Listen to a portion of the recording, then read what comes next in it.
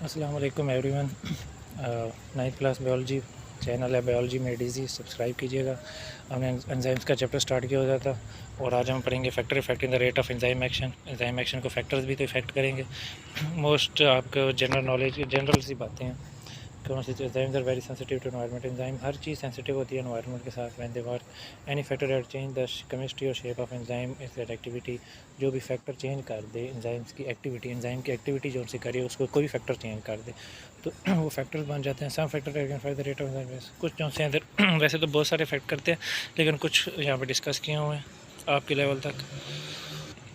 सबसे पहले हम देख लेते हैं temperature. Increase the temperature speed of the reaction. Temperature increase करोगे तो रिएक्शन तेज़ हो जाएगा। किस तरह हो जाएगा बट आगे देखेंगे, but only to the point. एक हद तक टेम्परेचर इंक्रीज़ करोगे तो रिएक्शन तेज़ होगा। Enzyme work at maximum rate और स्पेसिफिक टेम्परेचर का द ऑप्टिमम टेम्परेचर। ये टेम्परेचर आता है जहाँ पे एंजाइम जो है मैक्सिमम वर्क देता है, सबसे ज़्यादा वर्क आउटपुट करने लग जाता है। उस मैक्सिमम वर्क आउटपुट को या मैक्सिमम रेट को क्या कहते हैं स्पेसिफिक टेम्परेचर पे, उस टेम्परेचर को क्या कहते हैं optimum temperature of the enzyme. मुझे अब एक टेम्परेचर की आगे बात समझाने की है। When temperature is to certain limit, जब एक टेम्परेचर सर्टेन लिमिट तक पहुंच जाता है, होता क्या है जब टेम्परेचर से मतलब एंजाइम्स में जब टेम्परेचर इंक्रीज़ करें तो उसकी एक्टिविटी क्यों ज़्यादा हो जाती है। उसकी वजह यह है तो हीट ऐड हो जाती है एक्टिवेशन एनर्जी में और provide kinetic energy for action. Kinetic energy में मतलब मूवमेंट उनकी तेज़ हो जाए। जब एक एटम्स और मॉलिक्यूल्स की मूवमेंट तेज़ हो जाएगी तो रिएक्शन फास्ट हो जाएगा। रिएक्शन फास्ट होगा तो कैटालाइजेशन और कैटालाइसिस प्रोसेस तेज़ हो जाएगा और रिएक्शन प्रोसीड करें। सो रिएक्शन एक्सलरेट हो जाएगा।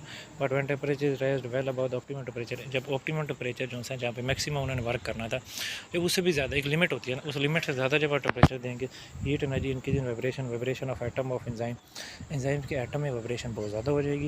And the globular structure of enzyme, और एंजाइम्स का ग्लोबुलर स्ट्रक्चर लास्ट हो जाएगा। मैंने पता है ग्लोबुलर प्रोटीन्स होते हैं एंजाइम्स, और उसी का वही ग्लोबुलर स्ट्रक्चर का एंजाइम के जो सा होता है स्ट्रक्चर वो लॉस्ट हो जाता है।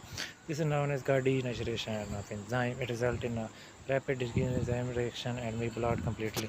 एंजाइम रिएक्शन बड़ी तेज़ी से कम हो जाएगा जब एक सर्टेन हद से ज़्यादा टेम्परेचर देंगे। ग्लोबुलर स्ट्रक्चर डैमेज होगा। मैंने बताया प्रोटीन्स का ग्लोबुलर स्ट्रक्चर होता है, ऑफ एंजाइम्स का होता है। जब अपने temperature for the maximum rate output is human enzyme is 37 degree पे मैक्सिमम आउट करता है। ये देख सकते हैं आप ग्राफ ग्राफ बना लीजिएगा तो अच्छा इंप्रेशन पड़ता है। देखें enzyme rate of catalyse reaction और फिर टेम्परेचर। जैसे टेम्परेचर 37 पे गया है तो रिएक्शन मैक्सिमम हो गया, लेकिन जो 37 से आगे गया है तो रिएक्शन डीनेचुरेशन होगी एंजाइम की और रिएक्शन बिल्कुल डाउनवर्ड आ गया। सेम वही बात है। आगे देखते हैं सबस्ट्रेट कंसंट्रेशन। सबस्ट्रेट कंसंट्रेशन में मतलब एंजाइम है, एंजाइम ने सबस्ट्रेट लेना है, उसे कन्वर्ट कर देना। प्रोडक्ट में सबस्ट्रेट क्या होता है जिस पे एंजाइम ने एक्ट करना है। इस एंजाइम मॉलिक्यूल्स आर वेरी की सबस्ट्रेशन की द रेट ऑफ एक्शन। एक एंजाइम है उसके जब सबस्ट्रेट कम होगा तो रिएक्शन भी कम होगा। सबस्ट्रेट इस तरह जिसने एंजाइम एक्ट करना है, मतलब सबस्ट्रेट पड़े ही थोड़ा सा एंजाइम ज़्यादा से हैं तो रिएक्शन क्या होगा, जब सबस्ट्रेट ख़त्म हो जाएगा तो रिएक्शन स्लो हो जाएगा।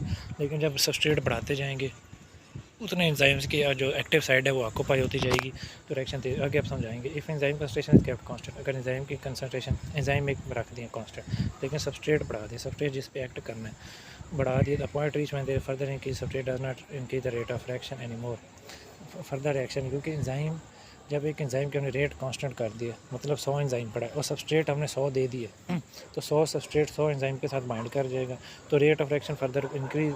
अगर हम सबस्ट्रेट को अगर 200 सबस्ट्रेट कर दें, 400 सबस्ट्रेट कर दें, एंजाइम तो 100 ही है तो एंजाइम के 100 की एक्टिव साइड बाइंड हो गई हैं तो further increase in the rate of reaction नहीं होगा। यही बात समझाना है, इंक्रीज ऑफ फर्दर रेट नहीं होगा। क्यों नहीं होगा, मैं the active side of our enzyme occupy हो गई हैं सारी एंजाइम। Any more substrate molecule do not free, active side में कोई एक्टिव साइड मिलेगी नहीं तो एंजाइम रिएक्शन इंक्रीज नहीं होगा। इसे क्या कहते हैं सैचुरेशन, ये अपने टर्म्स याद रखनी है, सैचुरेशन वगैरह डीनेचुरेशन वगैरह। अब देख सकते हैं रेट ऑफ इस साइड पे तो रेट ऑफ रिएक्शन लिखते हैं, सबस्ट्रेट कंसंट्रेशन है। देखें एक्टिव सबस्ट्रेट बढ़ाते गए, इस तरफ सबस्ट्रेट बढ़ता गया तो रिएक्शन तेज़ होता गया, लेकिन जब सैचुरेशन लेवल आया तो रिएक्शन तेज़ नहीं हुआ, बस उधर ही रह गया और पैरेलल टू एक्सेस हो गया।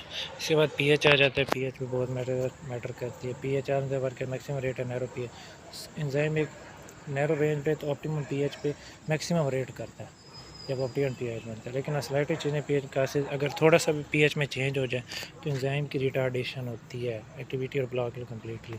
डीनेचुरेशन नहीं होती। आपने बात याद रखनी है कि जब पीएच होता है तो पीएच आता है तो रिटार्डेशन हो जाती है। ये टर्म्स आपने याद रखनी है। Every enzyme specific counter PM, for example pepsin जो है स्टमक में होता है, ये एसिडिक पीएच पे काम करता है। जो ट्रिप्सिन है वो अल्कलाइन पे मीडियम पे काम करता है। Change in pH can affect ionization of amino acid activity. PH में होता क्या, आयोनाइजेशन ऑफ अमीनो एसिड। आपने ये बात याद रखनी है, मतलब एक डेफिनेशन और इसकी चेंज होता किस वजह से, होता इस वजह से कि आयोनाइजेशन ऑफ अमीनो एसिड हो जाती है। आयोनाइजेशन मतलब टूटना, अमीनो एसिड टूटने लग जाते हैं। टर्म्स आपने याद रखनी है, इसमें रिटार्डेशन एंजाइम एक्टिविटी होती है, उसमें डीनेचुरेशन होती है, इस तरह आयोनाइजेशन ऑफ अमीनो एसिड होती है। और इसके आगे ग्राफ में सिमिलर देखें, जब पीएच ऑप्टिमम आया है तो एक्टिविटी मैक्सिमम होगी, जब पीएच ऑप्टिमम से गया तो एक्टिविटी बिल्कुल डाउनवर्ड होगी। Mechanism of enzyme action next lecture में करेंगे। अल्लाह हाफिज़।